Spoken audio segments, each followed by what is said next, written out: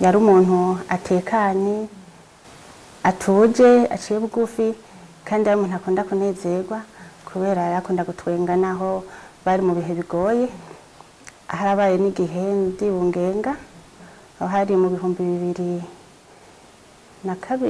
niho naciye nibaruka umwana tariki 17 z'ukwezi kw'icenda 2002 ariko ntaribaruka rero igituma sokuru wacu ntashobora no kumwibagira niwe muntu yaguma antelefona ambaza nta munsi warenga atantelefone kubera hari nibarutse mu gihe ibiganiro byari ko biraba bibera yarusha muri Tanzania. Uwo twubakanye ntiyari hafi kugira ngo ankurikirane. Sokuru rero ariwe databukwe niwe rero yaguma azarambaza buri munsi umerewe gute bimeze gute nkaza ndamubwira nturibaruka asindibaruka kandi niwe muntu wa mbere atanguye kumenya ko nibarutse imbere yuko bo twubakanye abimenya. Ni nawe yaciye amuha iyo nkuru nziza niko nibarutse umwana.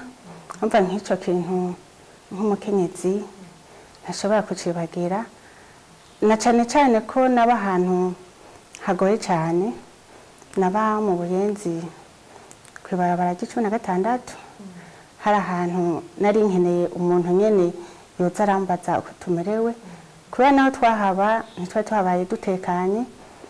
Umutima waguma uri mu kirere hariho ibikoresho bijanye n'urugamba nakira nkabika nkabashira iyo bari hanyuma bishitse tugashimira Imana kubera umuzigo twawushikanye.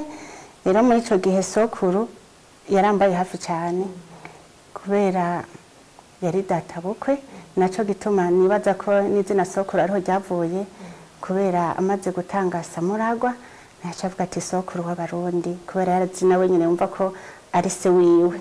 Yahise we nanjye ni databukwe